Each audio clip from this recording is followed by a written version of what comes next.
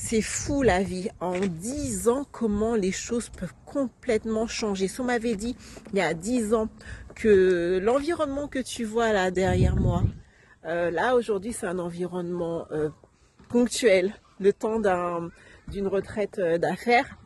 Euh, alors qu'avant, c'était ce genre d'environnement qui m'était familier, qui était juste ma norme. Et là, 10 ans plus tard, si tu veux comprendre, je me présente, je suis Eleonore Ekodo Dalma.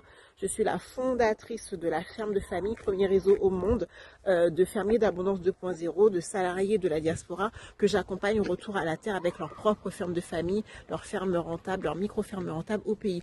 Et donc, je te disais, il y a 10 ans en arrière, j'étais métro, boulot, dodo, plutôt auto, boulot, dodo, dans une vie où j'avais coché toutes les cases, vraiment de la réussite sociale, je dirais à l'occidental, où tu as la maison qui va bien, la voiture qui va bien, voilà, tu fais comme les copains, comme les amis, voilà, de ton cercle.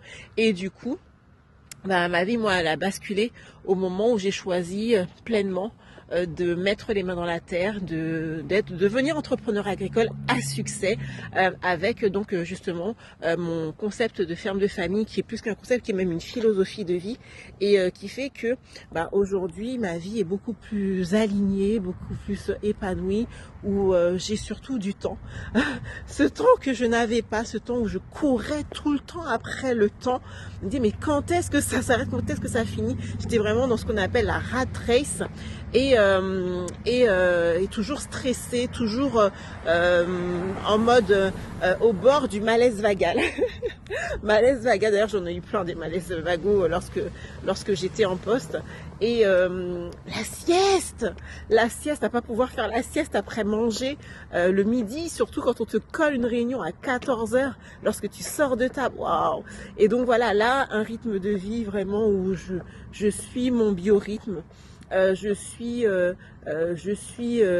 mes besoins, en fait, mes besoins primaires et tous les autres besoins d'accomplissement, etc. Et ce sont ces cases-là que je coche aujourd'hui et donc et que j'accompagne d'autres à faire de même. Vraiment ce côté, je sais pas, dis-moi si tu ressens ça, cette espèce de vide intérieur, un métier qui te passionnait.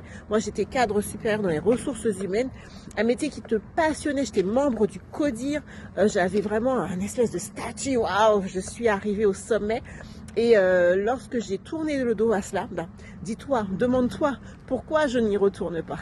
Pourquoi je n'y retourne pas? Parce que le temps, ça n'a pas de prix, c'est d'une valeur inestimable. De vivre à son rythme, c'est d'une valeur inestimable. Enfin bref, c'est tout ce qui m'entoure là. Heureusement que c'est ponctuel.